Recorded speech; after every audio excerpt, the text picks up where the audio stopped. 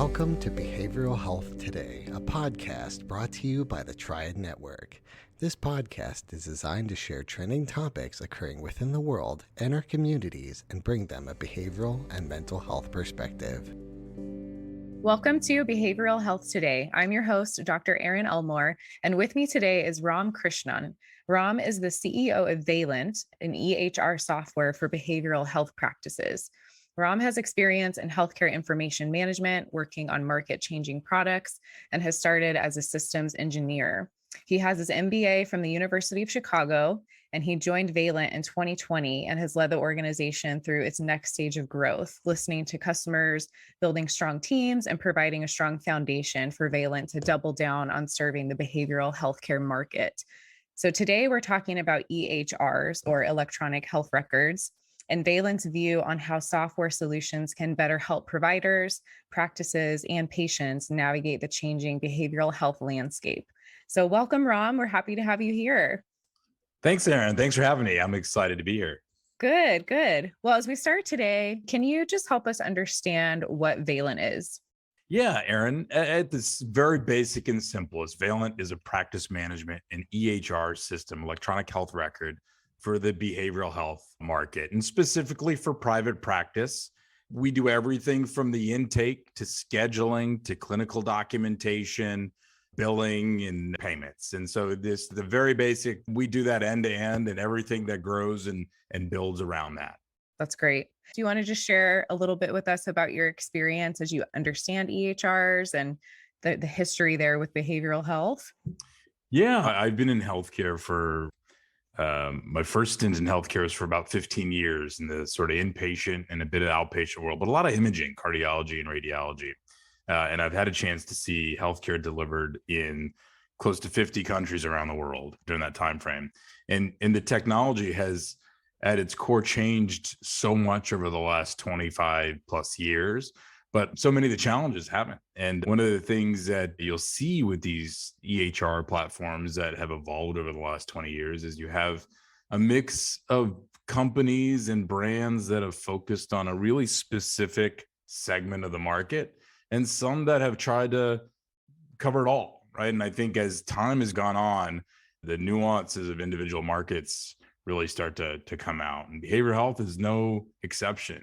They're really, even within behavioral health, documenting a progress note or a session in the ABA world is radically different than a case of depression or anxiety. True. And so there's just a lot of nuance to really sit out there with customers and patients and providers to see and understand the nuances and differences. Yeah, there really is a wide range of how those notes and documentation can and needs to appear depending on what needs the population has. That's very true. And then I think there's a lot of nuance in that. There's a sort of tactical element of how to physically document it, which we've done on paper and with Word templates for years. But there's also the understanding of both the technical aspects and the emotional aspects. What's happening with respect to the client and the provider interaction at the time? How do you make the actual documentation, clinical documentation, happen in a way that retains the connection between the two during the course of a session? That's so critical and important. I know that if you've been watching just even primary care evolve over 20 years, my primary care physician went from looking at me face to face in a encounter to then sort of turning to the side and typing off to the right at a keyboard. And yes, that personal touch and so much is lost when those dynamics aren't really considered or understood, right? And there's a technical aspect, there's an emotional aspect. They both have to be married and really understood. And they're so different from domain to domain within healthcare. That's very, very true. Yeah, because especially for talk therapy, if your therapist is fully taking notes or typing while you're speaking, I'm sure everybody gets paranoid or wonder, like, what are you typing down? What's going on? And it just disrupts the rapport. So that's a great point. That's right. That's right. Yeah. Or just focused on the where do I click next kind of thing, and just anything we can do to make the whole process easier, the better. Right. That makes sense. What are some of you're kind of already touched on this, but what are some of the common problems or challenges you hear from practitioners that you speak with about their EHRs? if you take a step back all the way, one of the challenges is that it's not domain specific, right out of the gate, and it's just not considering those nuances. And Valent's been around for 15 years. It was founded by a psychiatrist, and he built the company because he didn't feel like there was a clear focus on behavioral health and the specific needs of workflow. And he had an absolute passion for outcomes driven and measurement based care. And that's been the foundation of our company, and our philosophy and how we build product is trying to drive this concept of measurement based care in everything we do, and understanding it end to end, knowing that at some point in time, there will be value based care contracts. Pay will happen tied to the quality of care and quality of outcomes. And so little things like that we have built in and embedded directly into the workflow, understanding our customers struggle with these things through the course of their own workflow. And I'll give you a simple example. When you're doing assessments and measures, a PHQ-9 or a G87, and you're administering them to your patients, you want them to do it before they start their session with you, and really considering, how do I get that assessment in their hands so they can complete it before they even show up, so that I have that information. And as I'm collecting that over time, instead of making me have to repeat the clinical documentation, the scores can drive the narrative that gets put into the note, and we create that automatically. So we've done enough of the research that we've used the AI to employ against the score and convert that into text, and that text is automatically added to the note. That's just one less step that the provider has to take, right? Yeah, that's really nice. And as the scores are collected over time at a 3-month intervals, we chart and graph those automatically. So you can visually see whether the PHQ-9 score is improving or not over the course of time, adjust your treatment plan or your protocols accordingly. And downstream, what that does is let them eventually go to their payers and ask to get paid more because they can demonstrate that improvement. And it's just set up end to end with that particular case in mind. I love that. Yeah. And the clinical therapist in me is jealous of that. I wish I had that software when I was in private practice. Because I had to put sticky notes in my client planner of, okay, give this person their PHQ 3 months out or 6 months out or whenever the next one is. But you don't always have the time, the 5 minutes in between sessions to really compare, well, how are they actually doing? You have to make time for that to happen and then adjust accordingly. So that's amazing that it's all preset and really helps and aids your note-taking process instead of having to work so hard to keep it in the note. That's great. Yeah. And I think it's little things like that just start to add up over time. Today, the last 2 years, we've gone through so much change, and certainly there's been an increase in adoption in things like telehealth, right? And that's widely talked about and widely promoted. Clearly, behavioral health is where the adoption is the greatest, because the barriers to care aren't there in the same ways they would be for physical health in some ways. Right. And so like the first instinct for everyone was to drop Zoom in or drop like whatever's commercially available to keep the business running and keep the connections going.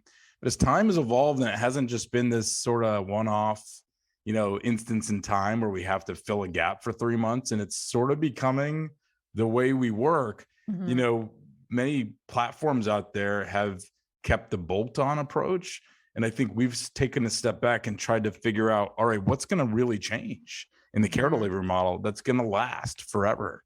And then how do we rethink the way we have to enable that? And I'll give you a few examples here as well. I think first and foremost is when you're doing a teletherapy session or a telehealth session, one real interesting dynamic people didn't consider is, yes, like you and I are talking right now, we're looking at each other on the screen and we can see each other, and it just seems like, wow, that's how a therapy session would work. But we took away the front desk, and for a lot of providers, they really want to focus on caring for their clients, and they're not interested in collecting payment in advance. And anyone who's run a reasonably sized group practice knows some of the best practices are for revenue cycle management. And you check insurance and eligibility or collect the copay or the deductible up front, and the provider can take care of the patient. In a teletherapy session, that front desk is gone. And now you're logging directly into your Zoom call with your provider. And now we put that burden on the provider to start the session, this trusting, clinical session with a request for payment. That's something that's sort of glossed over because we just sort of attach these third-party telehealth systems on top.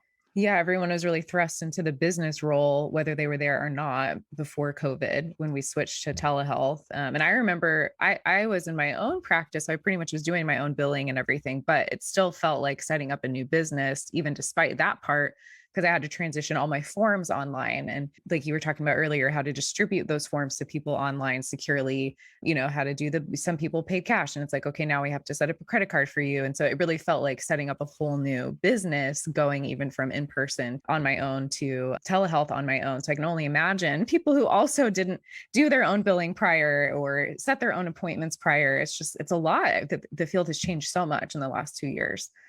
It really has. And I think we as technology providers have to sit back and always balance like what's a short-term trend, what's a long-term trend, and make sure we don't just bolt things on.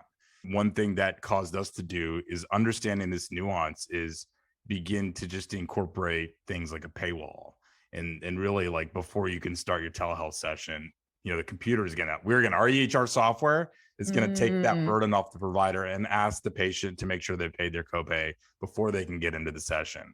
We turn into the virtual front desk then instead of putting that burden on the provider. Right. And that's actually probably more comfortable for some clients too, because they don't want to be reminded often that they're paying to speak to us. It is a relationship, and that's kind of a hard reminder.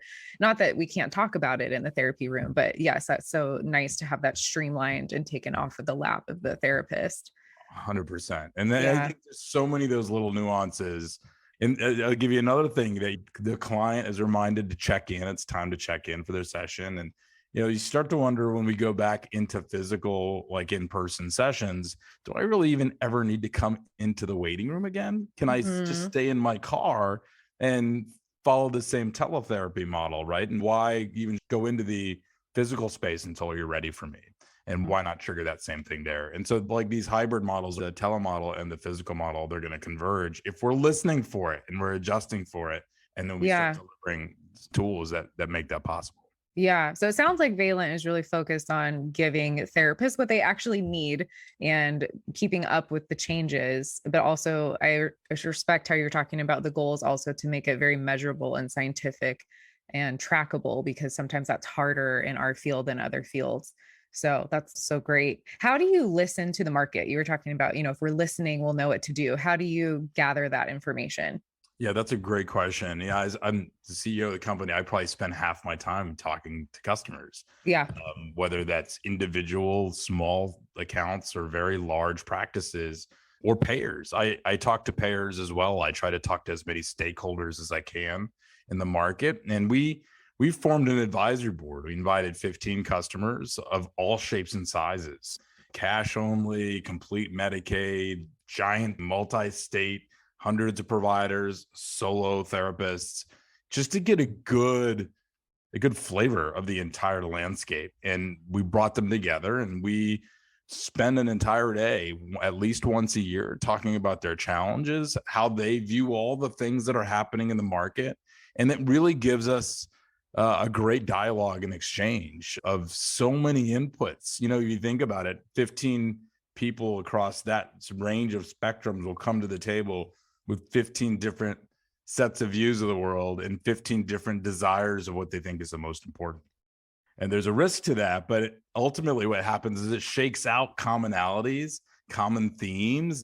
It helps one person who said that was very anchored on something totally change their mind when they hear someone else. And the exchange in that conversation is so powerful. And it really helps us guide how we set our agenda for the next 12 to 18 months. Yeah, that's great. It's like a little committee. I'm sure it's interesting to sit there and listen to all the ideas. Yeah, there's a lot of personalities. There's a lot of expertise. There's a lot of wisdom, from people who've been at it for a long time. People in our industry are awesome. They're by being in this space, there's so much heart, there's so much empathy, and there's so much desire to do good, that there's a strong sense of collaboration and teamwork there. Love that. I love that. I'm so curious your origin story. Like how did Valant come to be? How did you get started focusing on behavioral healthcare EHR? How did this happen? Yeah, I like I was saying earlier, we were founded by a psychiatrist. So I think he really did feel like there wasn't any focus on behavioral health, and there wasn't any focus on measurement-based care. Those are really the two things that got him started. So just filling the gap that was there. Filling that gap. And I think over the years, the product has evolved to really be, one of very few products that are out there that have run the test of time and built a really rich set of capabilities that were built by the fundamental people in the space. Marshall Inhan, and our founder had worked together, in the early days of DBT, right? And that's informed a lot of our tools and a lot of our assessments and a lot of our templates that we have in the product. A lot of heavyweights like that have been part of our growth. And when you come to today, I think I take the baton and look to kind of create the next version of this, right? So I think if you look at our product being full of so many the technical nuances that are critical, it's now looking back at the market and saying, and looking back at the practices and the patients and saying, as technology in the world evolves, how do we now adjust the way we deliver all these tools to fit into the way people live and work today? That's good. What else do you feel like makes Valant different from other EHR programs? The things that we've restructured. I think we've made a complete commitment to behavioral health, and really we're in private practice. We're not shooting after large community mental health agencies. We're not going after inpatient psychiatry, and we're certainly not going after any of the adjacencies. We're laser focused on behavioral health, and we've written a new purpose statement, and we're here to make our world a mentally healthier place. That's what we wake up every day thinking about. And when we're on the phone with a customer, that's what we're extending. We're delivering on that purpose through our customers. That's good. That's good. Yeah. And we wrote our mission statement. Now to go through some of these, I think they matter. They really do matter, because when you say them over and over, you start to feel just a better connection with who you're serving. Yeah. And when you go back and build things, you build them through that lens. And we, at our core, we provide technology and services. And what we want to do with them are connect our providers with their patients or their clients when and how they need care, with tools that improve outcomes for everyone. When we go back and build product now, we try to hold ourselves accountable to measuring how we're doing that. And it's not just a feature, it's a feature that must deliver on this mission and purpose. We'll be right back after word from our sponsor. Behavioral and mental health professionals provide critical support to our communities in a time when our communities need it more than ever. But they need support too, to continue their education, to connect with colleagues, and to advance their career. And so we've launched Triad, the hub for behavioral and mental health professionals.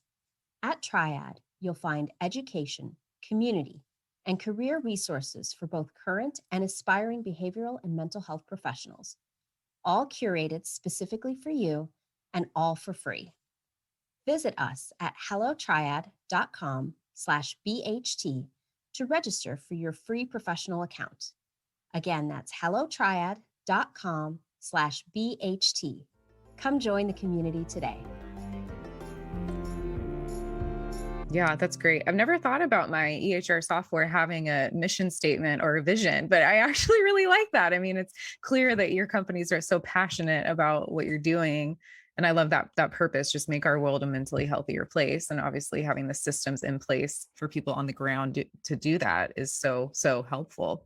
Yeah. And I think like what that does is it helps us say, okay, when we're trying to decide what to build, what helps us fulfill that? We rebuilt an entire module around group therapy. If you're delivering software for primary care, you're not really thinking about group therapy. If you're doing there's not group dermatology, just the nuances in building something that's really rich and considering workflow from the moment you create a group to taking attendance to documenting group and individual notes, and then how you'll go bill all that together.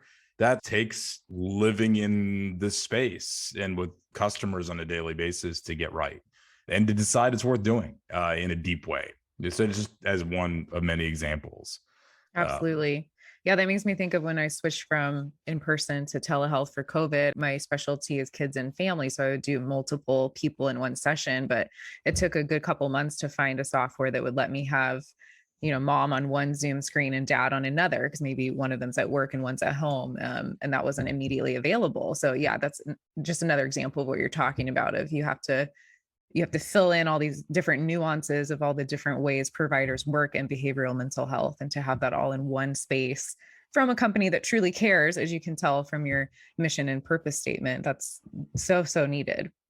To build on your story, Erin, wouldn't it be nice if you had a library of templates that you could use, amazing. visuals that you just pull right from, and then when you finish with them, they end up in the chart or in the notes or wherever you want them to go, Right. And so we're not done by any means, right? This is like a never-ending process, but like that helps us to iterate on it in a way that just keeps making that task more pleasurable and less of a burden. Right. Absolutely.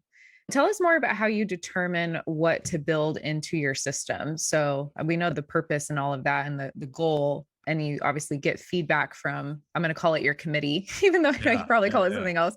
But then how do you decide, okay, we need to build this? How does that work? I think we go back and we've tried to set some big problems that we're trying to solve in the market, whether it's trying to make, and we've sort of set them out and we're sketching them out. And then we look at the litany of features that we could build. And then we look at workflows to study in those areas. And we do that in parallel. And I'll give you a great example as we're looking at problems like access. How do we solve some of the supply demand challenge in our space? There's not enough providers, a lot of demand. Demand is growing. And that was some of the impetus for accelerating our, like massively improving how we did groups. Because if you can treat 5, 10 clients at the same time, you have sort of built a way to expand the access challenge. And you can't do that for everything, but where and whenever you can, you're extending your capacity. And so laying out some of these big problems helps us to step back and say, all right, how do we then work on features that prioritize that? And we kind of break everything into buckets. We have sort of the big things we're doing like that. And then we do littler things where we're just listening for market feedback, like quick stuff. So we call them quick wins, and everybody is able to tee one up in the company. And anyone who's, whether you're, an onboarding specialist getting a new customer on board, or your sales rep that has heard the same challenge over and over and just wishes they could solve it for a customer, or a support rep who's talking to customers, just getting those on the board. And so we do a lot of quick wins. And then we're just trying to do some things that might be just getting ahead of everything. And nothing anyone's really asked for yet, but is something we want to get way ahead of. We feel like, unlike a lot of other disciplines of healthcare, behavioral health is very chronic, right? You rarely just go one time, you go multiple times. You're going for 10 sessions or 20 or for years, depending on your diagnosis. And so it really does lend itself for a digital relationship with your provider or your practice. And there are a lot of ways to connect with your patient online through a portal. Almost everyone has a patient portal where you log in and do some of your intake forms or might make a payment. And we think that in our space, it should be on a mobile device, and it should be in your hand, and it should be a way that extends the relationship beyond the transaction of the session and keeps you connected to your clients, whether it lets you someday provide asynchronous care back and forth, through an email exchange back and forth, instead of necessarily everything's fine. Maybe we don't need to check in for 2 weeks and we can check in asynchronously. It's another way to expand capacity and understand that's a specific nuance of our market, if you will. Or if one of the things you want your client to do is to focus on gratitude and do a mindfulness check-in, that stuff right now you might hand out as a worksheet, or you might hand out, but what if your connection to them was in a way that they were given little behavioral nudges inside of their phone to go check in every morning? And there's 10,000 apps out there that do that already, right? But not in the provider-client relationship. I was just thinking about that. I was like, that'd be great if we could sync those apps that they're using to the client record, so that you don't then have to somehow get documentation of what their app says and put it in the clinical record. Obviously, you'd be the one to make that happen. I don't know how to make that happen, but that's what I was thinking. It'd be great to sync those things. Yeah. And so I think we're thinking down those lines, right? That's sort of thinking down, where will we evolve?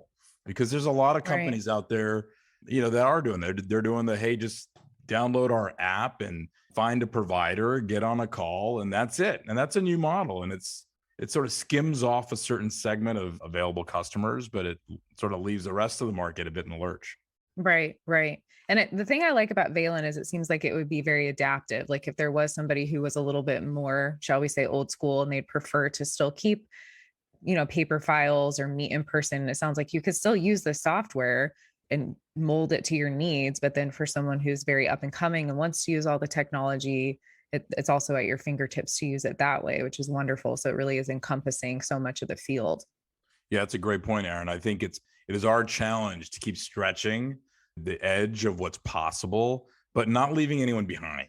Yes. And that's the hard part of what we do. Is the point I was trying to get across earlier is software companies like ours grow over time. They tend to add a lot of features and they just keep bolting them on. And at some point it can feel like too overwhelming. Exactly. You handed me a Swiss Army knife and I just want to butter some bread, right? Like to your analogy. Yeah. And I think your trick is to hide all the other capabilities and keep easier ways to do the core work and then build to them as you need them. Yeah. How do you guys do that? Do you have different levels that somebody can pay for or participate in with Valant? Or is there like hide all these buttons from my view option? How do you do that? We have mixes of that, right? Like people do different parts of it, but I think it's a never ending effort to keep simplifying while you're getting more complex. And it's something we're doing. We're doing that with each of our workflows. We're doing that with reimagining this patient client experience. And it just rebirths. It's a way to continue to reinvent what we do and reinvent how we deliver it. And I would say it's a journey, not a destination, right? So I think for us this year, we're releasing new things almost every 3 months, something big that rechanges how we deliver what we do. It sounds to me like the Apple of behavioral healthcare. Well, I will take that compliment. Just there's so many options, but it feels user-friendly and simple, which is hard to do. It is. And I think as new things come up, to the Apple comment is on your phone, you can do everything, right? You don't have to go get 3 different devices or 3 different pieces of software. And I think when people start getting Zoom and they get their EHR and they have their scheduling system and they have their credit card system, suddenly they have like 8 screens and 8 tools. And I think that's the other challenge that as things diverge is we have to bring that back together to keep it simple and streamlined. Yes, absolutely. That's great. Well, if our customers wanted to learn more about Valant, where can they look? Yeah, Erin, it's really easy. You just go to Valant. It's VALANT.io. And that's an internet term, but it's also improved outcomes. Oh, I like that. Double meaning. Okay. Yeah. That's easy enough. Well, we're really excited that you could be here today. We're happy to hear more about Valant, and I'm glad to know that there is a resource out there that is so needed and so compact. And I'm sure a lot of our listeners are going to be really interested in looking into that, especially our early career therapists. So thanks so much for coming and sharing everything. Thanks for having me, Erin. Yeah. I want to remind our listeners that this episode, its resources, and all of our other shows can be found on our webpage at triadhq.com/BHT. You can visit triadhq.com/BHT today to explore our archive. And finally, we want to thank you, our listeners, for joining in on this conversation. We appreciate you being here and look forward to having you back with us next time on Behavioral Health Today. We appreciate all the support from our community, and if you like our show, one of the best ways you can support it is by giving us a 5-star rating and leaving a review. Behavioral Health Today is a podcast part of the Tribe Network, all rights reserved.